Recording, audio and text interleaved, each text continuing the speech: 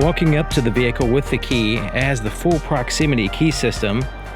So it senses the key, it knows the key's here, but it doesn't do anything. It doesn't turn on any interior lights, exterior lights, or anything like that. Hitting the unlock button will turn on the interior lights and the headlights and tail lights. But there's no approach lights or anything on the side, like handle lights or anything like that, that illuminate. Now if we remote start the vehicle, it'll flash the lights.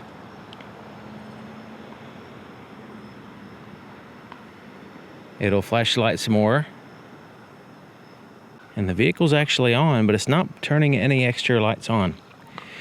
So the benefit of having exterior lights on is if you're in a parking lot or somewhere where there's other cars driving around and you're getting close to your vehicle, it's good to have some exterior lights turned on.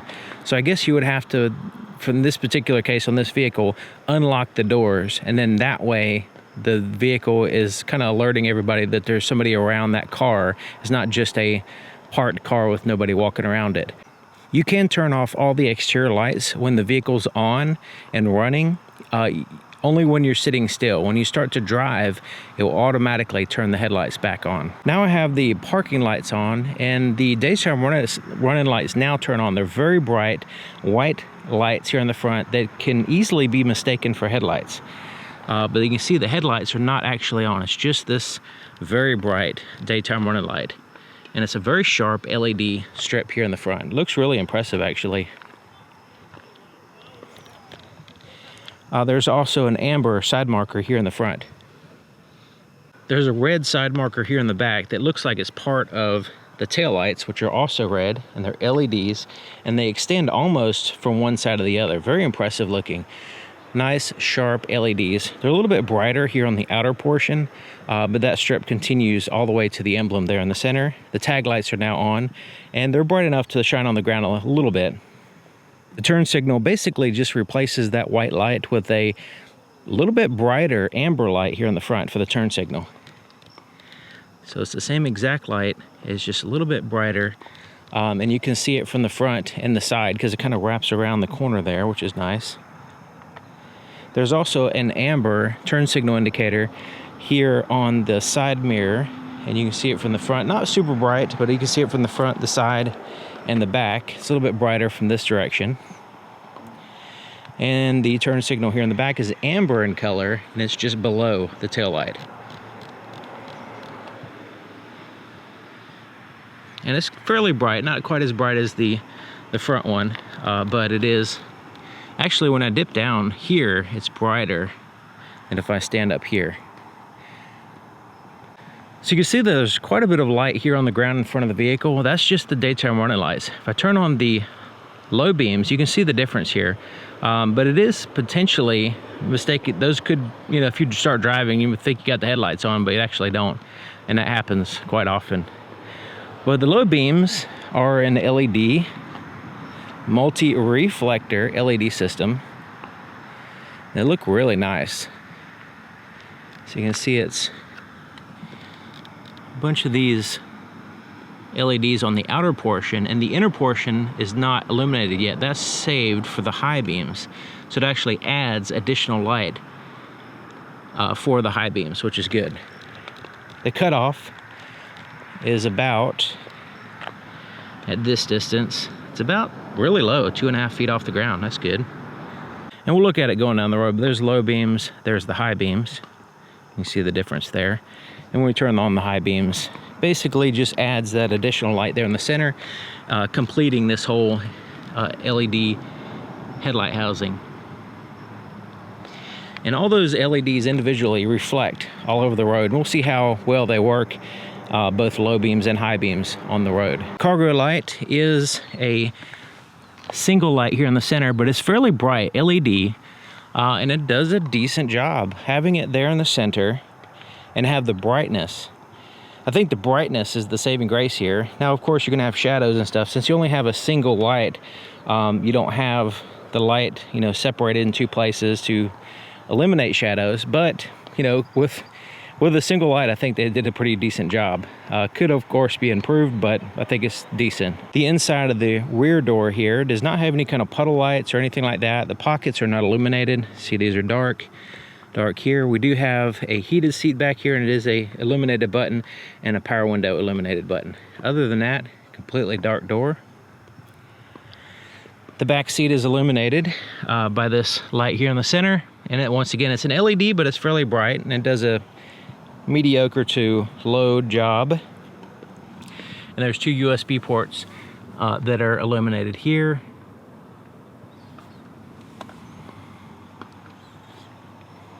But yeah, the back seat, since we have black interior, you know, a little bit more light would have been better. The inside of the driver's door, no puddle lights or anything like that. We do have dark pockets, so the pockets are not illuminated here and here. Handle's not illuminated, but all the buttons are illuminated. Power windows, door locks, side mirror controls, and the 2 presets for the seats are all illuminated. And the lights coming here in the front are coming from these 2 lights here in the center, and fairly bright, and they do a decent job. There's no light in the floorboard or anything like that though. This is what it looks like with the interior lights on. And we have plenty of light for the most part. We'll go ahead and turn off all the interior lights. So now we have the backlit buttons, and we have, you can see buttons there on the steering wheel, on the door.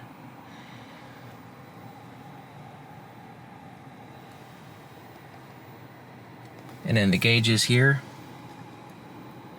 Now you will need to go into the menu system to adjust the brightness. So it's not like you can just have a knob somewhere to turn it.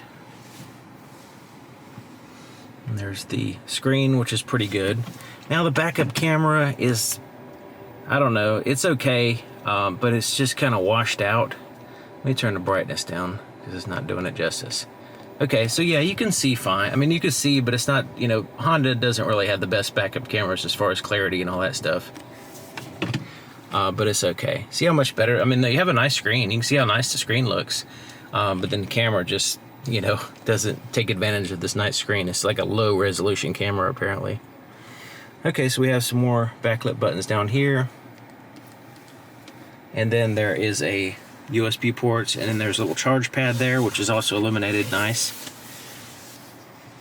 Shifter. Now the cup holders here are dark. We do have some, like the drive mode or different buttons here illuminated. The center console is not illuminated, so you will need to use interior lights, I guess. Let's see what it looks like there. Yeah, you can see in there. And then the glove compartment, no light at all in the glove compartment. Wow.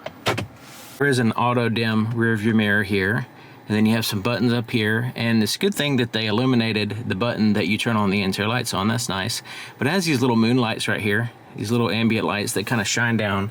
It's kind of hard to tell right now, but there's a little bit of light that comes from and just kind of illuminates this area. And when it's super duper dark, you can turn on individual lights like that and like that. Now, typically these type of lights will just shine in your lap, but this vehicle is just shining everywhere, including your face. So just keep that in mind. It's good as a reading light, but it's also, you know, you want to not look at it, basically. And then it has the button for the roadside assistance, and then the sunroof and all that stuff is all illuminated. There's a place to put your shades or your sunglasses or whatever. That's not illuminated. It's not a big deal though. And then the visor has some really bright, right in your face lights. 2 of them, so that way you don't have a shadow on your nose. Here's what the cutoff looks like against some trees and bushes and stuff, so you can see the difference here. That's low beams, there's the high beams. This vehicle does have automatic high beams, so we'll see how well they work. A lot of traffic out tonight as well, so we'll see if we can find a dark spot so we can demonstrate the high beams well. So you see the low beams here, there is a little bit of a shadow on the oncoming lane, which is typical and good, so that way it doesn't blind oncoming drivers. It gives a little bit of leeway there, because you can see the cutoff actually goes up and down depending on, you know, the terrain of the road and some bumps and stuff like that, or whatever. So having that little bit of a dip on the oncoming lane is helpful.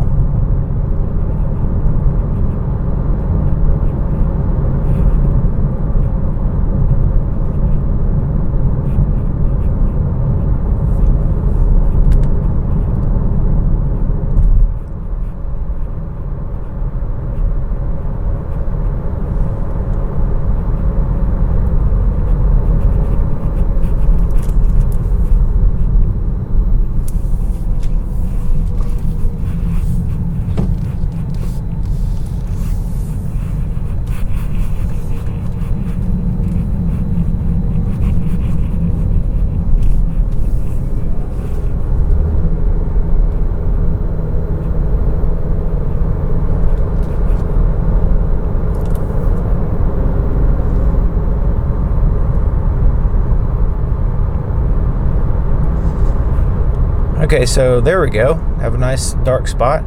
And yeah, the high beams are pretty darn good.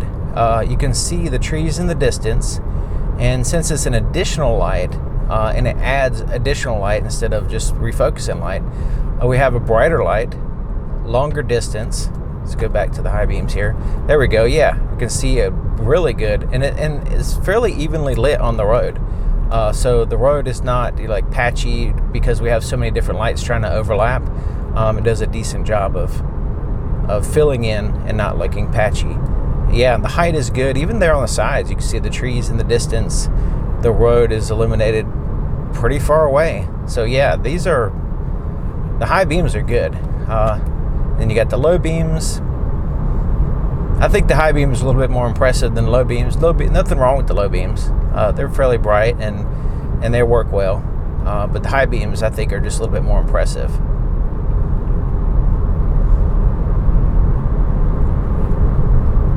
The heads-up display is pretty good. It's one of those heads-up displays that has a bunch of features, and you can, of course, toggle on and off what you want to have. You can adjust the brightness, the tilt, the height, and all that stuff. But it's one of those that has a lot of information, but it's not distracting. At least to me, it's not. It has nice colors, it has nice clarity, and it's useful and functional.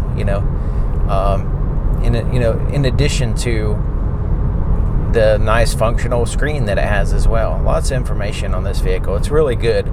The Touring is just an impressive vehicle overall.